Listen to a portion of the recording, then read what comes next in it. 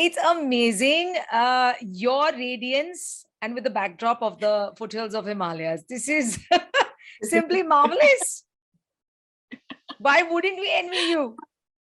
Well, there's no other way of reminding everyone that there is only one Earth.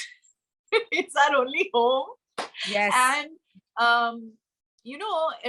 I think it was during the lockdowns that so many more people began to value and appreciate the fact that the natural world is our real home. Yep. And it's what sustains us. It's what gives us health and balance and peace and everything that we need to survive. But human beings tend to forget very easily and very quickly. Absolutely. Absolutely. So here we are again on World Environment Day, reminding ourselves and everyone that we have only one Earth.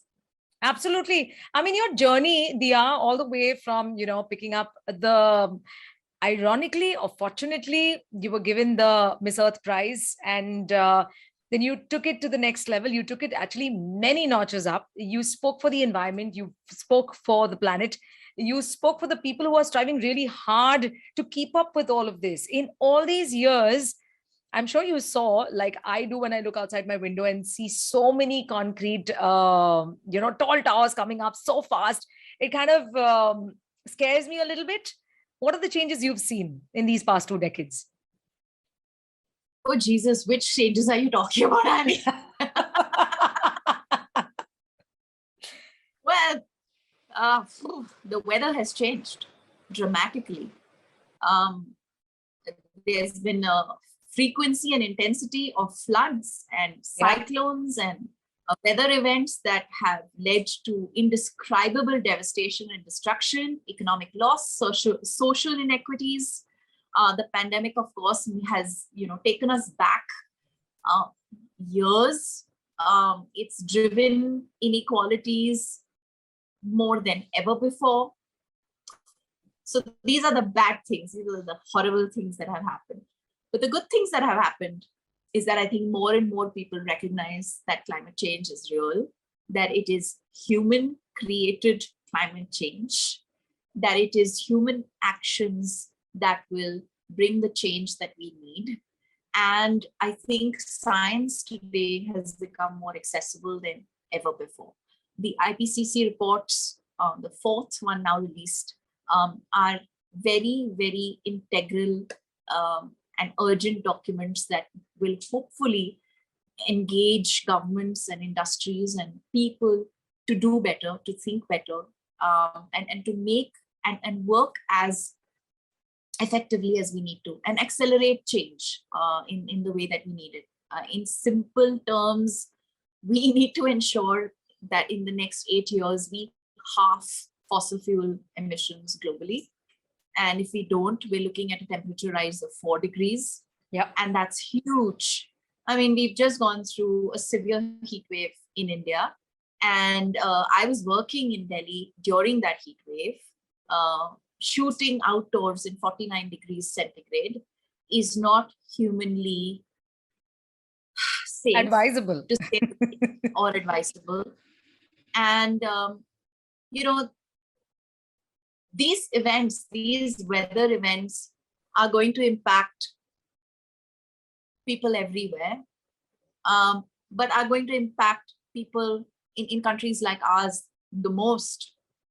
And it's really upon us. It's upon us to compel governments to think better, to do better, and of course, compel world leaders to do better.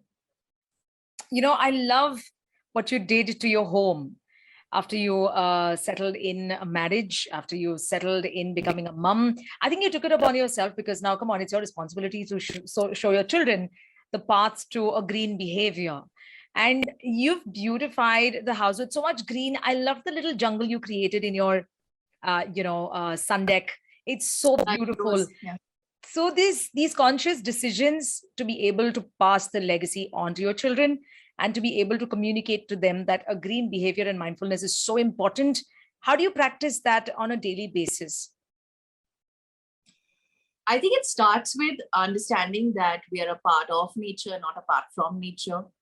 And that comes from interacting, and that understanding comes with interacting with nature. I was privileged to grow up in an environment and space that, allowed for me to climb trees, pluck fresh fruit off trees, Yeah. really witness seasons change, watch how birds behave, how they nest, how they, build their nests, how other biodiversity flourishes. And I think when you live in an urban center, and we're actually very lucky to have Sanjay Gandhi National Park in the heart of our city. Yeah. But even while we're at home, I think it's so important to foster an environment where children get the opportunity to interact with nature on a daily basis. So it's a very integral part of our daily routine to interact with nature, walk bare feet in the grass, touch and see plants and watch flowers bloom and see, enjoy the witness the biodiversity that, visits our small green cover.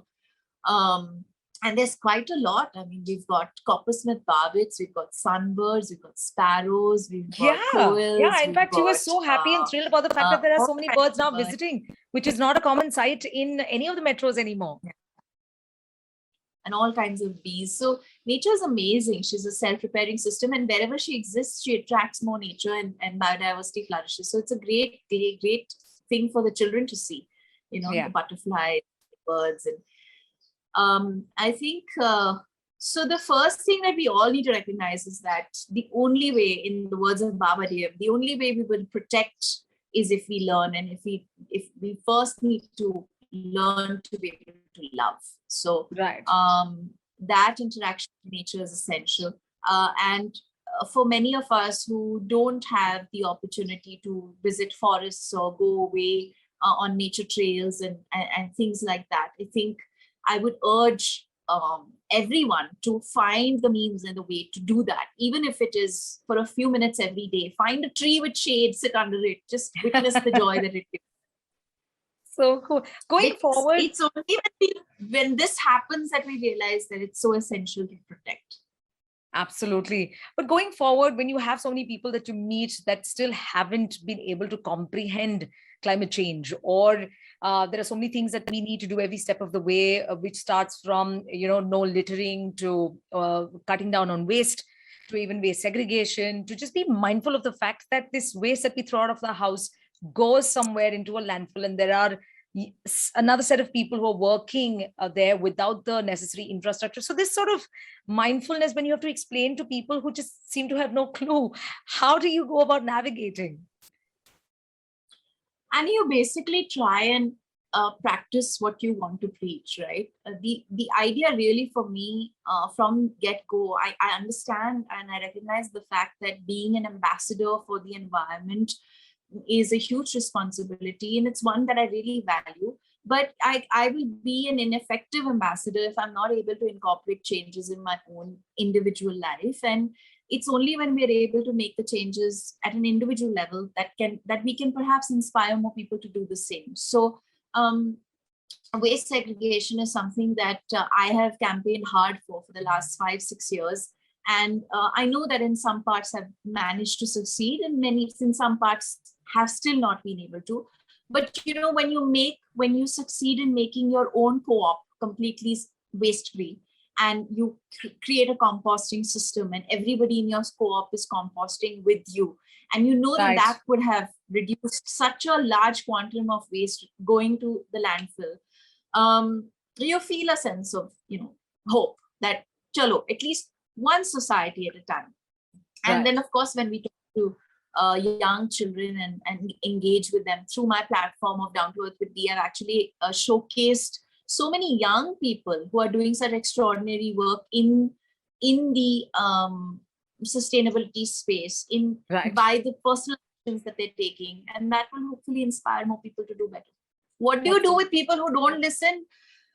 You keep trying. You try. For sure. And hopefully For you sure. to them someday. For sure. But it's a big responsibility to be the goodwill ambassador of UNEP. And going forward, what are some of the activities it is lined up, that are lined up for you in the coming year? Well, we will continue to focus on the three areas that are, on something that we are confronted with, which is the crisis of climate change, the crisis of biodiversity loss, and the crisis of pollution.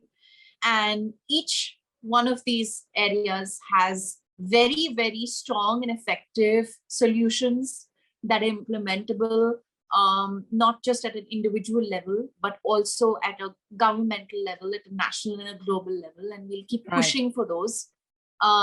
We will continue to campaign hard for us to ensure that we don't lose any more trees, that existing biodiversity remains protected, and that it's not destroyed in the name of development. Continue to support organizations that work for the protection and conservation of nature and wildlife.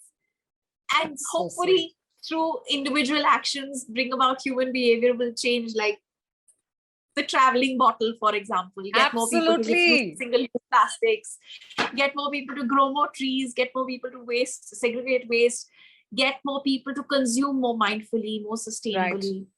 Right. That's beautiful. Just a few quick fire questions for you. The very first question coming at you is, you are currently working on a project. Maybe you don't want to talk about it. Let's just talk about something else where you've had the time to watch a movie recently. Which one was it and did you like it? Geez, I haven't had the time to watch a movie recently. I've just been in the throes of filming this movie. I haven't watched a movie recently. Sorry. Oh my God. Okay. I'm going to jump straight to your playlist then. Can you tell me 2 international artists or songs that are on your playlist right now? Something that you like to listen to. I'm actually in the midst of filming a movie where I've created a playlist for my character. It's called the Uzma playlist. And I'm only listening to retro Bollywood. Oh, okay. Well, that's called putting yourself in the character, in the heart of the character, getting into the skin of the character, and you're doing a good job of that then. Yeah. Well, if I give you an option of going to the beach, which is going to the oceans, visiting 50 countries, or going to the moon, which one would you pick and why? Oh my God, I'd go to the ocean any day. Yeah. Water baby. I love to watch the moon every night. In fact, there is not a single night where I don't look up to the night sky. And I love the fact there is that distance, and the fact that I can't go there. It's what gives me perspective every day. Nice. But the ocean, the tranquility, the peace, and the sense of wonder, because it's the only planet that has this scale of water. Right. And that I think in every way determines life, all life. It's a very powerful resource. That is so cool. Are you a morning or an evening person? I'm both, morning and evening. What's your favorite beverage? I enjoy my moments. Huh? What's your favorite beverage? H2O. Well, if you have to tick off something off your bucket list, travel bucket list, in say the coming years, 1 or 2 years, what is the place you're waiting to visit? Redwoods. Oh, that is so cool. What is the one thing that really that you think really annoys you in a person? Ego. Oh, nice. Okay. Let's talk about if there is a superhero option you had to become, who would it be and why?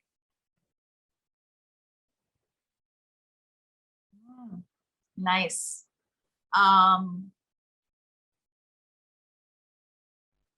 The Hulk.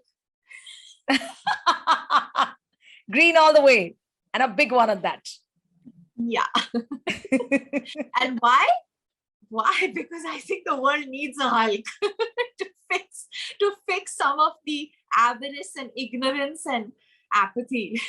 Right. If you have to describe yourself, this is your last question, in 3 words, what are the 3 words you'll use? My God. Okay.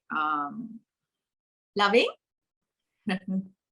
empathetic, and honest.